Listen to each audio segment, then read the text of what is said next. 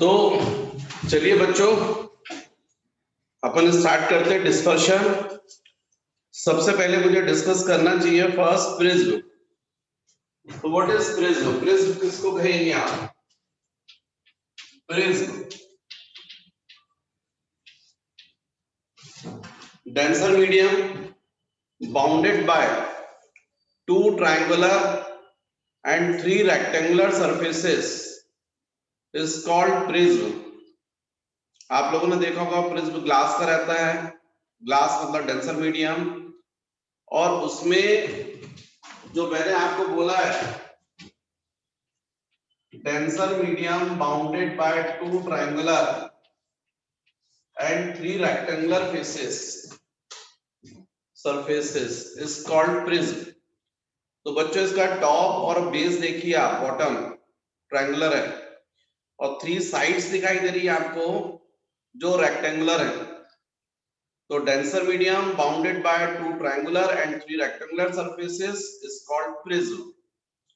इसमें प्रिज्म में ये जो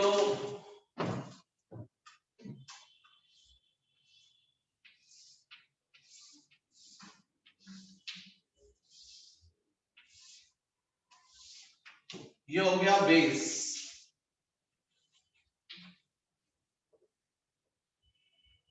ये जो कॉमन एज होती है जहां से रिफ्रैक्शन की रेस, देखो बच्चों अपन जो बनाते हैं डायग्राम वो एक्चुअली टॉप व्यू बनाते हैं। टॉप व्यू मतलब जब आप ऊपर से देखें, तो ऊपर से जब देखेंगे टॉप व्यू तो ट्रायंगल दिखाई देगा। तो आपको ये ट्रायंगल दिखाई देता है और जो रेज आती है वो इस फेस पर जाती है, इस फेस पर मतलब रेक्टेंगुलर फेस पर जाती है और अंदर जाकर फिर निकलती भी रेक्टेंगुलर सरफेस से या रेक्टेंगुलर सरफेस से। और तो यहां से ऐसे जाके ऐसे निकलती है। तो रिफ्रैक्शन इन सरफेसेस से हो रहा है, इसलिए इनको रिफ्रैक्टिंग सरफेस बोलते हैं। और ये जो कॉमन एज है इसको बोलते हैं रिफ्रैक्टिंग एज। तो ये जो मैं आपको बता रहा हूं ये दोनों रेक्टेंगुलर सरफेसेस, इनको अपन बोलते हैं रिफ्रैक्टिंग सरफेसेस। और ये जो कॉमन एज दिख रही है रिफ्रैक्टिंग सरफेसेस की, इसको बोलते हैं रिफ्रैक्टिंग एज।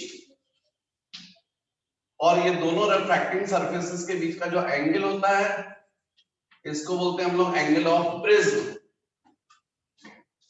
तो ये है प्रिज्म। अब नेक्स्ट मुझे जो आपको डिस्कस करना है वो डिस्कस करना है कि रिफ्रैक्शन कैसा होता है प्रिज्म से। जनरली हम लोग जो डायग्राम बनाते हैं वो टॉप व्यू बनाते हैं। तो इसमें यदि हम, ये प्रिज्म है, टॉप व्यू है, और यदि इस तरीके से रे इंसिडेंट करें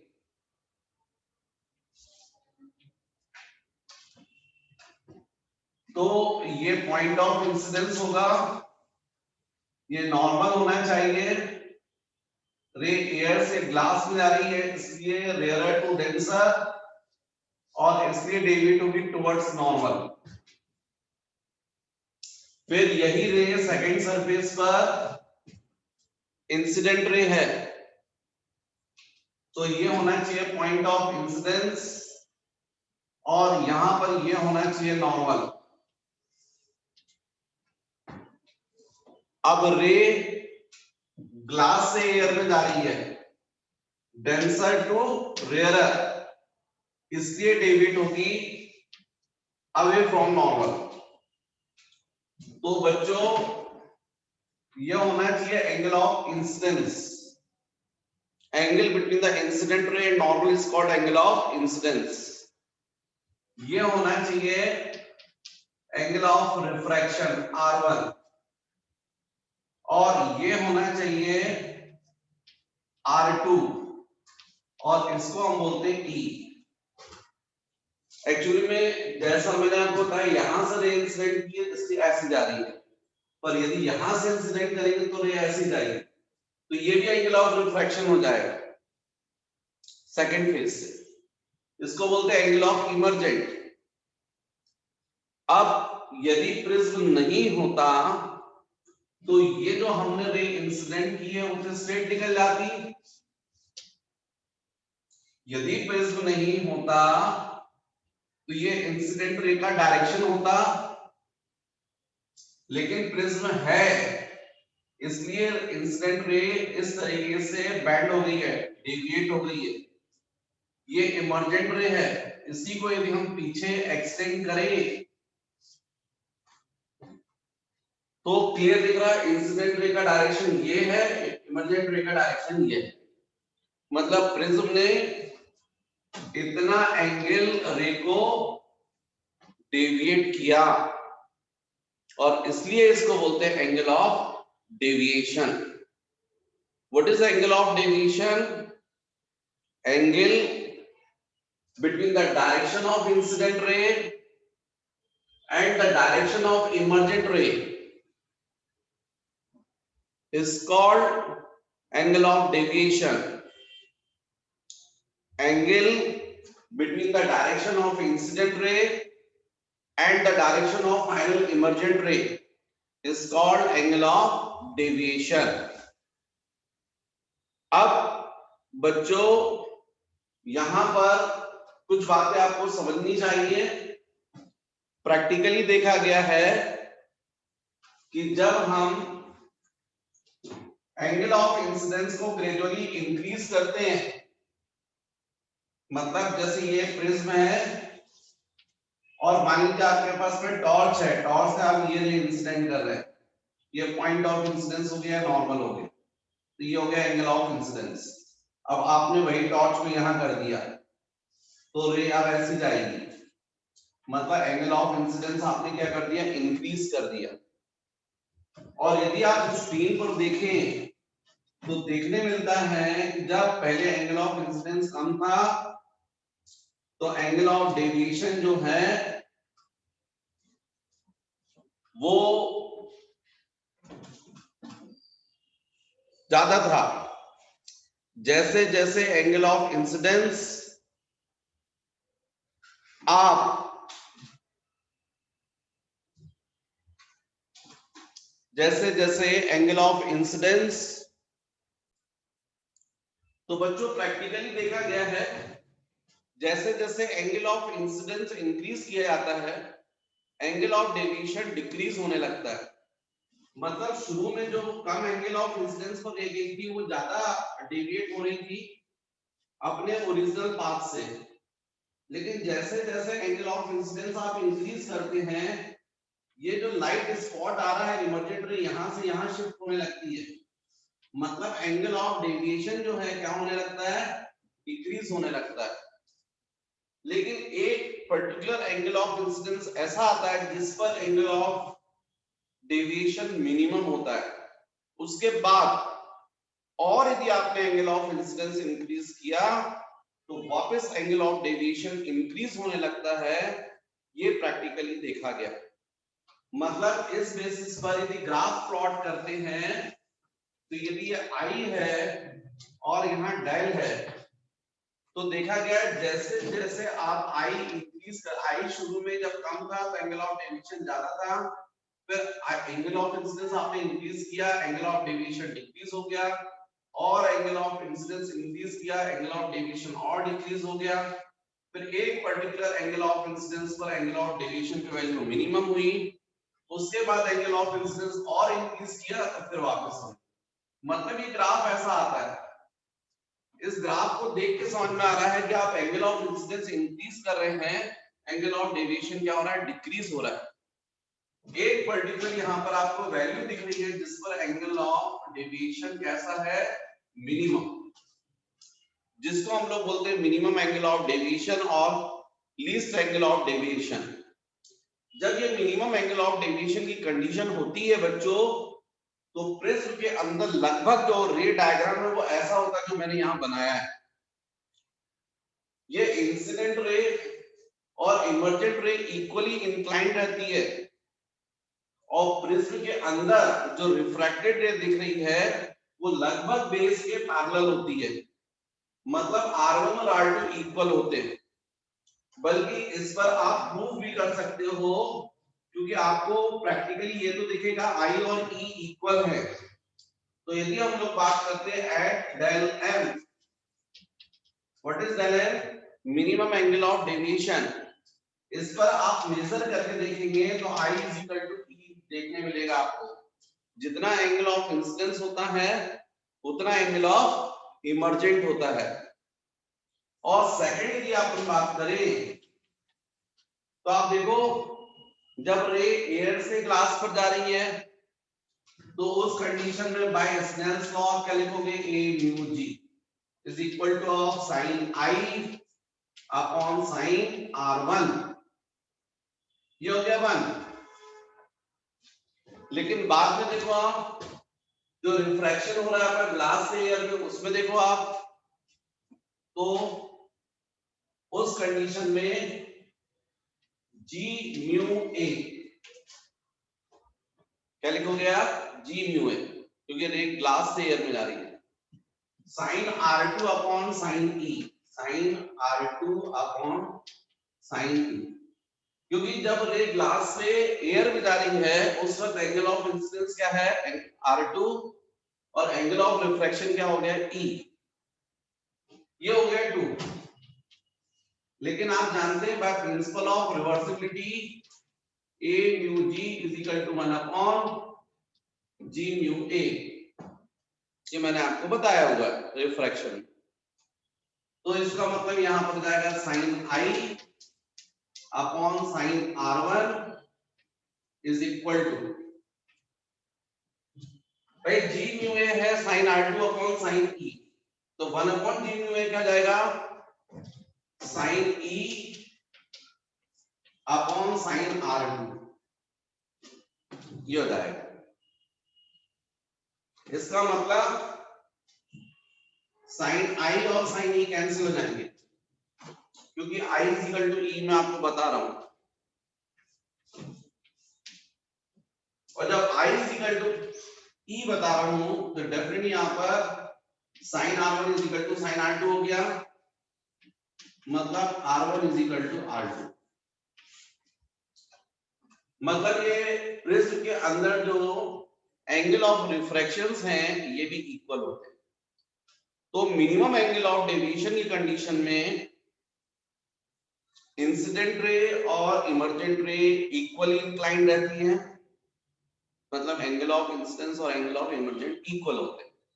और second R1 is equal to R2, मतलब जो रिफ्रैक्टेड रे रहती है वो बेस के पैरेलल रहती है। मैंने ये दो कंडीशंस आपको बताई। ये कब होता है? मिनिमम एंगल ऑफ डेविएशन की कंडीशन में। तो बच्चों ये दो कंडीशन है। अब नेक्स्ट हमको देखना है refraction formula for prism. Refraction formula for prism.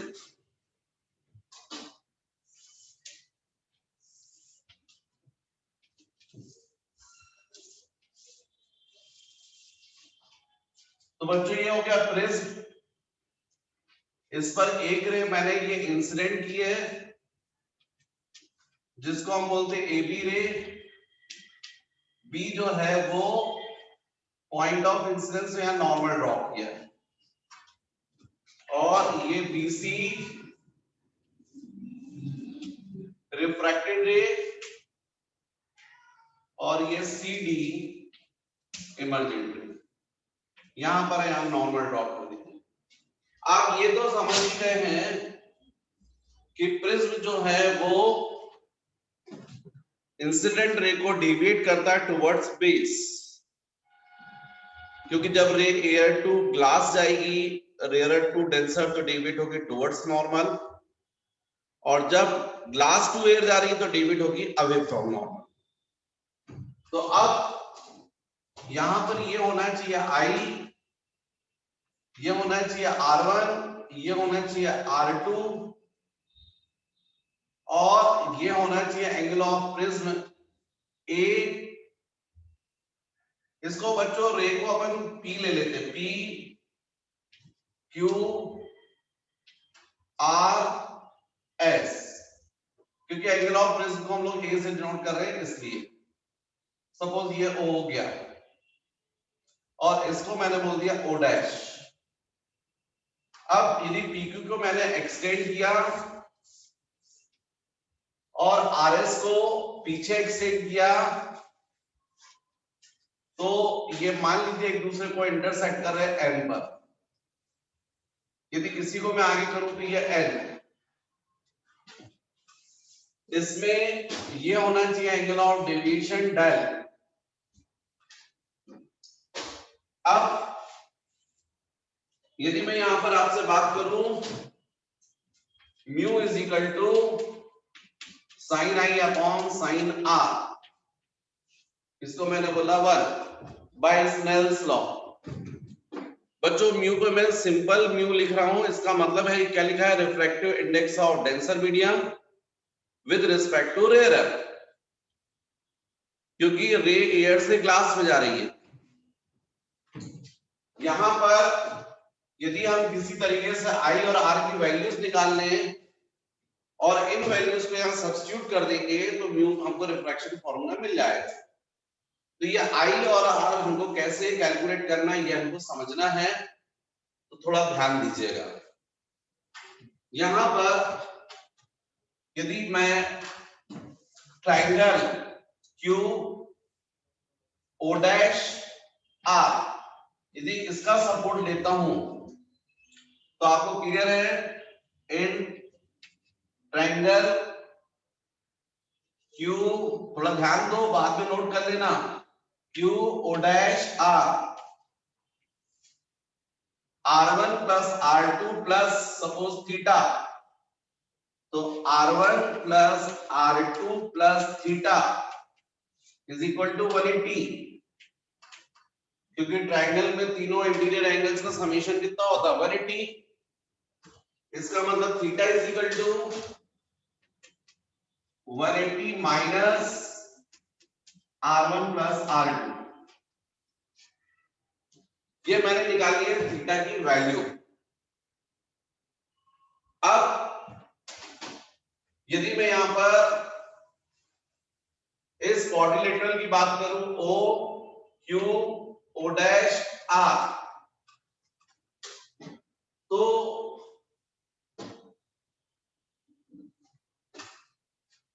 यहां पर आपको दिखेगा इन क्वाड्रिलेटरल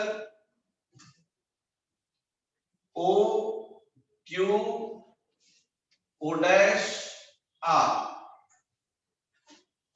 इस क्वाड्रिलेटरल में यह एंगल ऑफ प्रिज्म A है, यहां ये नॉर्मल ड्रॉ किया तो 90 हो गया, ये थीटा है, और फिर आप देखिए तो ये नॉर्मल है, मतलब ये भी 90 है, 90, ये थीटा, ये 90 और ये A, तो आप क्या बोलेंगे, A plus 90 plus theta plus 90 is equal to 360। Quadrilateral में चारों इंटीरियर एंगल्स का समेशन कितना होता है, 360। इसमें से ये A है, ये 90 नॉर्मल है ना, ये इससे 90 थीटा फिर 90। अब बच्चों यहां पर आप देखो theta is equal to 90 plus 90 180, 360 minus 180 180 minus A, तो आपको थीटा की वैल्यू मिली 180 माइनस A। ये हो गया थर्ड। अब यदि बाय 2 एंड 3 बाय 2 एंड 3, तो आपको क्लियर दिख रहा है 180 minus R1 plus R2 is equal to 180 minus A। ये 180 cancel, minus R1 plus R2 is equal to minus A, इसका मतलब R1 plus R2 is equal to of A। मतलब ये जो दोनों एंगल ऑफ रिफ्रैक्शन है उनका समीशन किसके इक्वल होता है? Equal to angle of prism. अब यहां पर ध्यान दीजिए, ये आई है और इंसिडेंट रे को यदि आप एक्सटेंड करें, नॉर्मल को एक्सटेंड करें तो टोटल एंगल भी आई है, उसमें ये एंगल R1 है, तो बचा हुआ एंगल हो जाएगा I माइनस R1। भाई ये एंगल I है तो वर्टिकली अपोजिट एंगल भी I होगा, तो इंसिडेंट रे को आप एक्सटेंड करो, बोर्ड पर ध्यान दो, यहां पर इंसिडेंट रे का डायरेक्शन ये है और नॉर्मल का डायरेक्शन ये है, इंसिडेंट रे और नॉर्मल के बीच का एंगल I है, तो नो डाउट इंसिडेंट रे को आप एक्सटेंड कर रहे हैं, नॉर्मल को एक्सटेंड कर रहे हैं, तो ये कंप्लीट एंगल I होगा, वर्टिकली अपोजिट एंगल, उसमें से R1, तो बचा हुआ एंगल क्या होगा? I minus R1। ऐसा ही यहां पर ये एंगल क्या था? E, angle of emergent, incident ray और नॉर्मल के बीच का एंगल। यदि अपन इसी इमर्जेंट रे को पीछे एक्सटेंड करें और नॉर्मल को पीछे, तो ये कंप्लीट एंगल क्या होगा? E, वर्टिकली अपोजिट एंगल, उसमें से ये एंगल R2 है, तो बचा हुआ जो ये एंगल दिख रहा है ये होना चाहिए E माइनस R2। तो अब ट्राइंगल लेते हैं MQR, इस ट्राइंगल में इन ट्राइंगल MQR, तो MQR ट्राइंगल में यदि आप ध्यान दें तो ये डेल जो है वो एक्सटीरियर एंगल है, और आप सबको पता है exterior angle is equal to sum of opposite interior angle, तो मतलब डेल इज इक्वल टू क्या होगा? I minus R1 plus E minus R2, क्योंकि मैंने प्रूव किया आपको ये एंगल कितना है? I माइनस R1, और ये एंगल कितना है? E minus R2। तो इसका मतलब यहां पर del is equal to I plus E minus R1 minus R2, तो माइनस साइन कॉमन निकाल लीजिए, तो R1 प्लस R2। अब आप चाहें तो R1 प्लस R2 की वैल्यू यहां पर सब्स्टिट्यूट कर सकते हैं।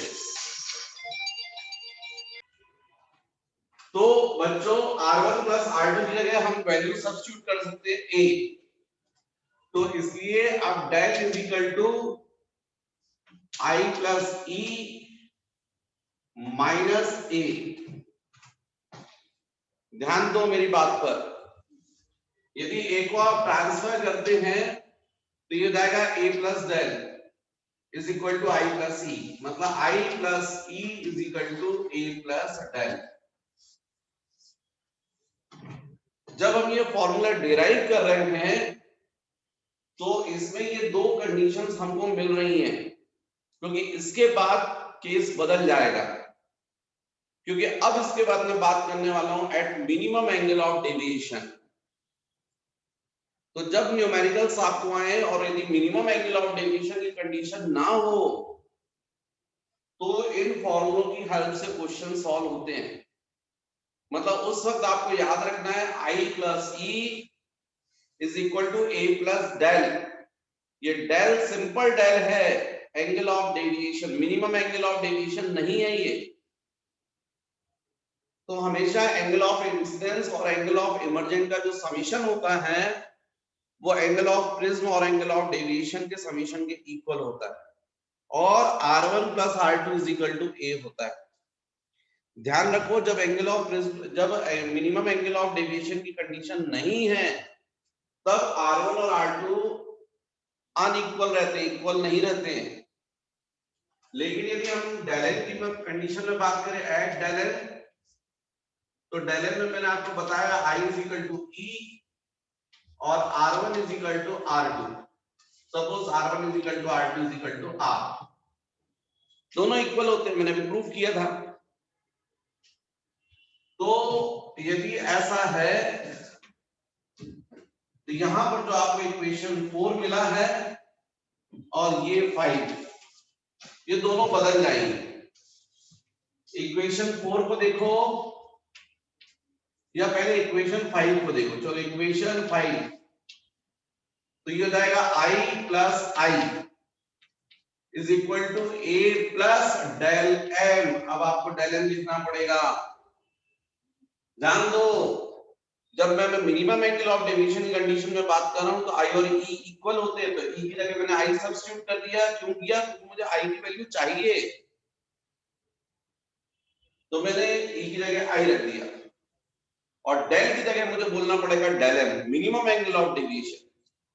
तो इसका मतलब ये 2i, तो i is equal to a plus del m by 2। ये आ गया बच्चों एंगल ऑफ इंसिडेंस की वैल्यू। और एंगल ऑफ रिफ्रैक्शन तो हो जाएगा by equation 4 by 4 r1 plus r2 is equal to a। तो r1 और r2 तो इक्वल है, तो आप क्या बोलोगे? r plus r। तो r plus r is equal to a, तो r is equal to a by 2।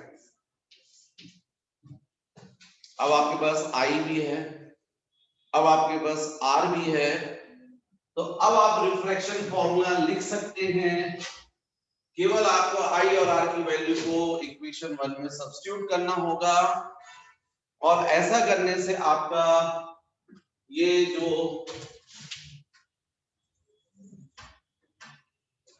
Formula है रिफ्रैक्शन फॉर्मूला, वो आ जाएगा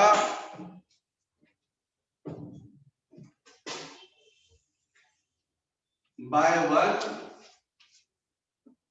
इसमें सब्स्टिट्यूट करो तो mu is equal to sine i की जगह a plus del m by 2 upon sine a by 2। i की वैल्यू मैंने सब्स्टिट्यूट कर दी है और r की वैल्यू भी सब्स्टिट्यूट कर दी है, तो रिफ्रैक्शन फॉर्मूला आपको मिला mu is equal to sine a plus del m by 2 upon sine a by 2। तो बच्चों मैं हट जाता हूं, आप चाहो तो बोर्ड पर देखें, वीडियो पॉज करें। जो बच्चे ऑनलाइन पढ़ रहे हैं वो स्क्रीनशॉट ले लें।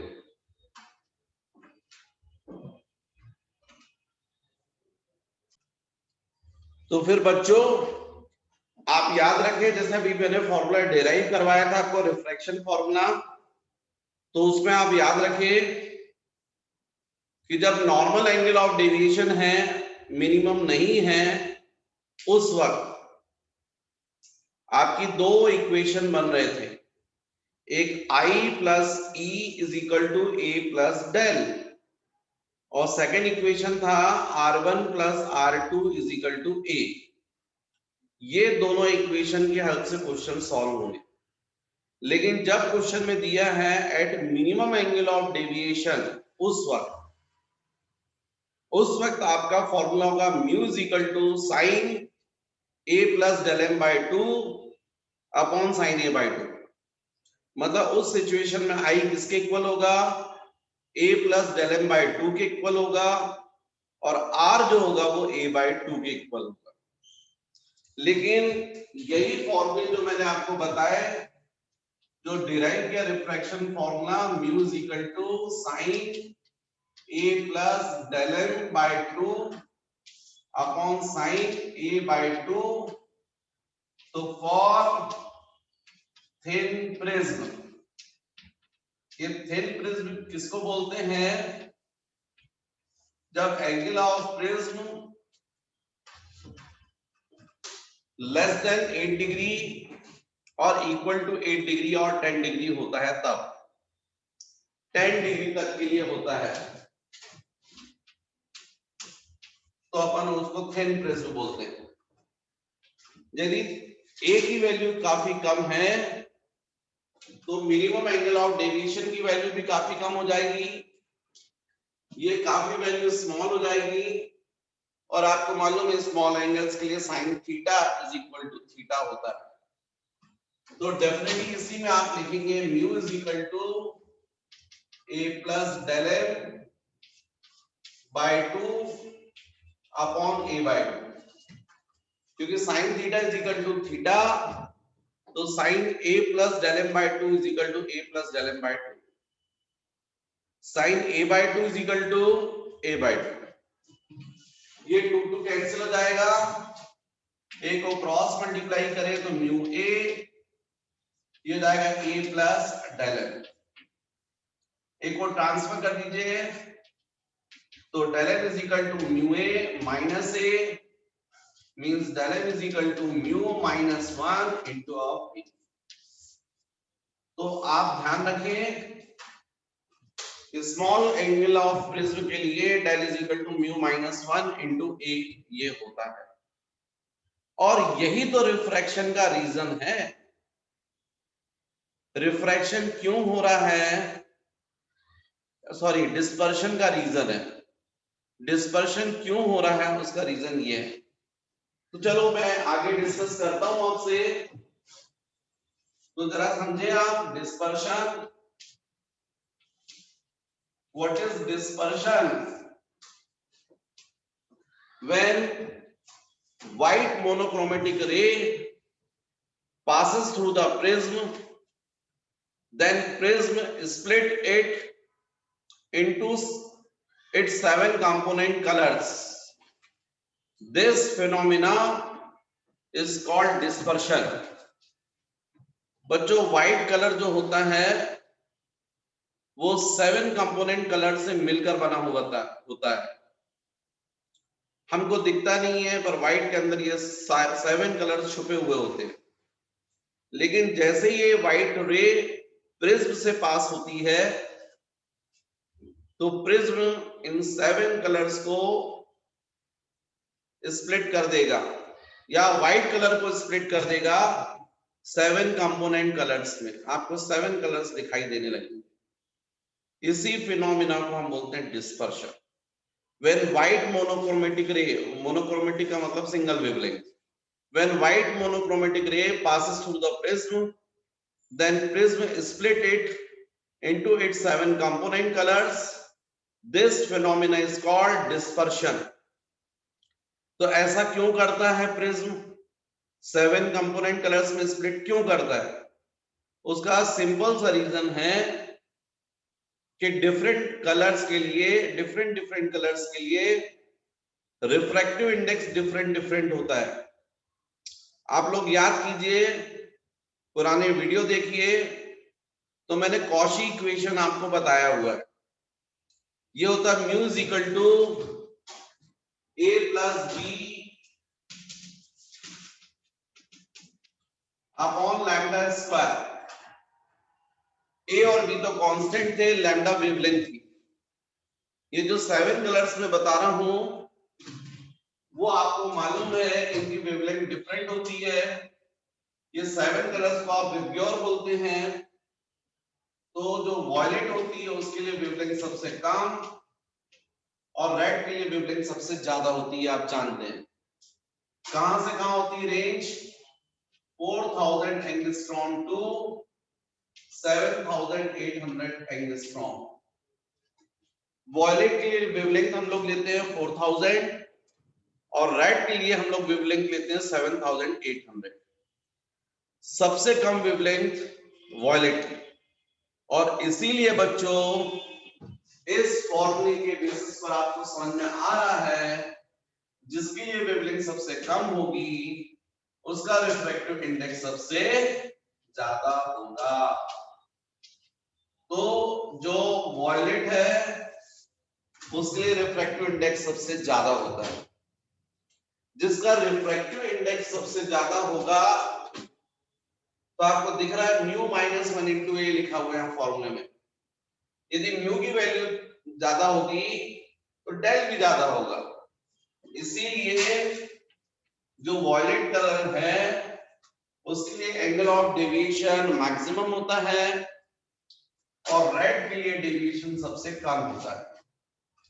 तो जब हम 7 कलर सॉरी जब हम व्हाइट रे प्रिज्म पर इंसिडेंट करते हैं, प्रिज्म नहीं होता तो व्हाइट रे ऐसी जाती, ये होता इंसिडेंट रे का डायरेक्शन, लेकिन बीच में आ गया प्रिज्म, ये इन रेस को डेविएट करेगा।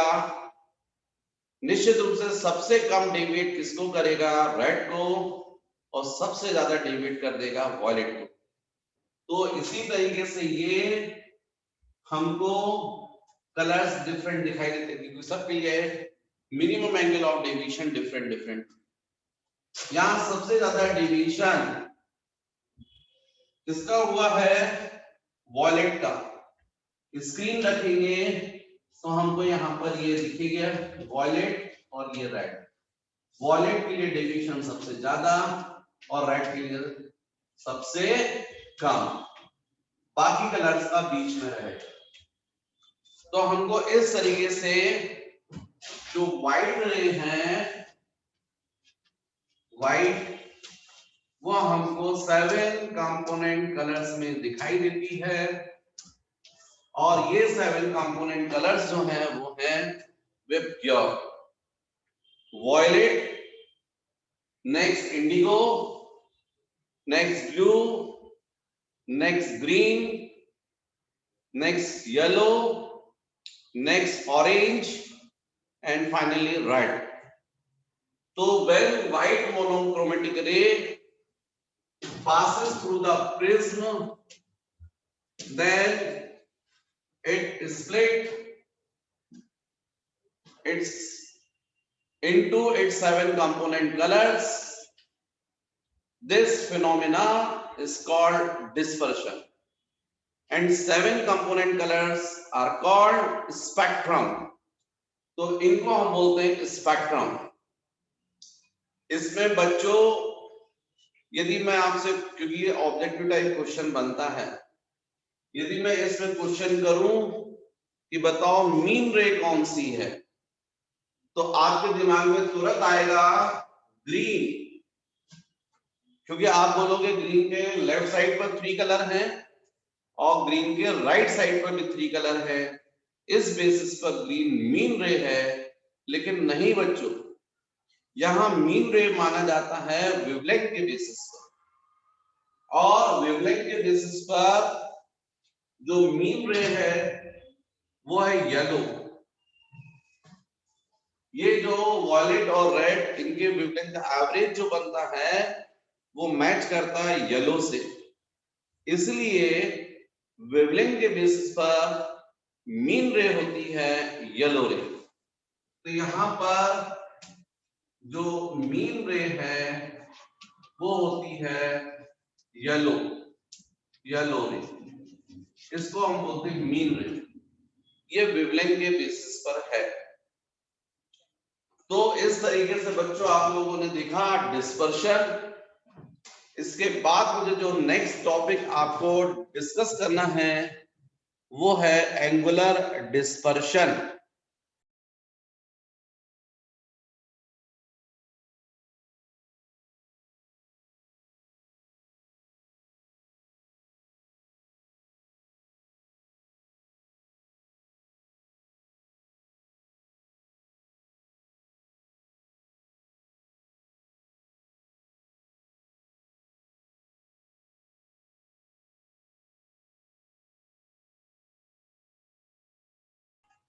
तो बच्चों नेक्स्ट एंगुलर डिस्पर्शन।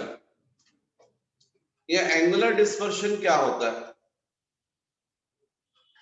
तो जब हम व्हाइट रे को प्रिज्म पर इंसिडेंट करते हैं तो ये इसको 7 कंपोनेंट कलर्स में स्प्लिट कर देता है। तो ये व्हाइट जो आपका कलर है, इन्हीं भी 2 कलर्स, इनके बीच का जो एंगल होता है उसको हम बोलते हैं angular dispersion. In spectrum, angle between any 2 colors is called angular dispersion. It is denoted by theta. पर बच्चों यदि आप यहाँ देखें, ये व्हाइट रे थी, यदि प्रिज्म नहीं होता तो स्ट्रेट जाती, तो इसका मतलब ये होना चाहिए डेल V और ये होना चाहिए del R। Del V angle of deviation for violet ray, del R angle of deviation for red colour. तो थीटा यदि आप बोल रहे हैं तो इसका मतलब del V minus del R। Complete del V में से डेल R को सब्ट्रैक्ट कर देंगे तो थीटा जाएगा। तो what is angular dispersion in spectrum? Angle between any two colors is called angular dispersion. अब यहां पर यदि मैं ये फॉर्मूला बता रहा हूं आपको, तो simple theta is equal to del V मतलब mu V minus 1 into A, del R mu R minus 1 into A, theta is equal to mu V minus 1 minus mu R plus 1 into A, minus 1 plus 1 cancel, theta is equal to mu V minus mu R into. ये formula होता है angular dispersion का, mu V minus mu R into ए। यदि मैं आपको ये formula बता रहा हूं तो मुझे अलग से डिस्कस करने की जरूरत नहीं है कि एंगुलर डिस्पर्शन को कौन कौन से फैक्टर्स अफेक्ट करेंगे। भाई फॉर्मूले में दिख रहा है रिफ्रैक्टिव इंडेक्स अफेक्ट करेगा और एंगल ऑफ प्रिज्म जो है वो अफेक्ट करेगा। अब चूंकि डिफरेंट मटेरियल जो है उसके लिए रिफ्रैक्टिव इंडेक्स डिफरेंट होता है, इसका मतलब मटेरियल ऑफ प्रिज्म जो है वो भी अफेक्ट करेगा। फिर नेक्स्ट बच्चों, मुझे जो नेक्स्ट टॉपिक आपको डिस्कस करना है वो है डिस्पर्सिव पावर। डिस्पर्सिव पावर, इसको ओमेगा से डिनोट करते हैं हम, और ये ओमेगा इज इक्वल टू होता है थीटा अपॉन डेल वाई। मतलब what is dispersive power? It is the ratio of angular dispersion between any two colors to the minimum angle of deviation for mean ray is called dispersive power. देखो यदि रटोगे तो रटते रह जाओगे और समझोगे तो आपको बात समझ में आएगी। भाई यदि आपको 80 मार्क्स मिल रहे हैं आउट ऑफ 100 के रिस्पेक्ट में कितना आपका गेन है, वैसे ही रेशो हमेशा यही चीज बताता है। तो थीटा अपॉन डेल वाई का मतलब है कितना एंगुलर डिस्पर्शन हो रहा है मीन रे के डेविएशन के रिस्पेक्ट में। मतलब यदि एक प्रिज्म ये है, उस पर रे हमने इंसिडेंट की है, ये मीन रे है और उसका ये डेविएशन है मीन रे का, उसके रिस्पेक्ट में थीटा थीटा 1, मतलब आपको स्पेक्ट्रम जो है वो कम वाइड दिखाई दे रहा। दूसरा जो प्रिज्म है उस पर आप रे डाल रहे हैं, उस पर मीन रे का डेविएशन सेम है, पर उसके रिस्पेक्ट में जो वॉयलेट और रेड इनके बीच का जो एंगल है वो ज्यादा है। इसका मतलब सेकंड प्रिज्म का डिस्पर्सिव पावर हाई है, मतलब वो ज्यादा वाइड स्पेक्ट्रम बना रहा है क्योंकि थीटा ज्यादा है। तो यदि डिस्पर्सिव पावर हाई है इसका मतलब ज्यादा वाइड स्पेक्ट्रम मिलेगा। तो ज्यादा वाइड स्पेक्ट्रम के लिए नेसेसरी कंडीशन है कि डिस्पर्सिव पावर की वैल्यू हाई होनी चाहिए। एक और बात बच्चों, ये थीटा मैंने अभी थोड़ी देर पहले बताया था del V minus del R upon del Y, तो ये फॉर्मूला भी यूज होता है जो इसी से आ रहा है। और ओमेगा इज इक्वल टू, जब आपने थीटा को सॉल्व किया था del V minus del R की हेल्प से, फाइनल फॉर्मूला आया था mu V minus mu R into A. जबकि minimum angle of deviation mu Y minus 1 into A cancel, तो omega is equal to mu E minus mu R upon mu Y minus 1।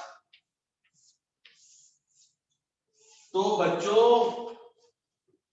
यहां ये question बनता है competitive exam में, dispersive power it is independent from angle of prism, angle of prism पर depend नहीं करता,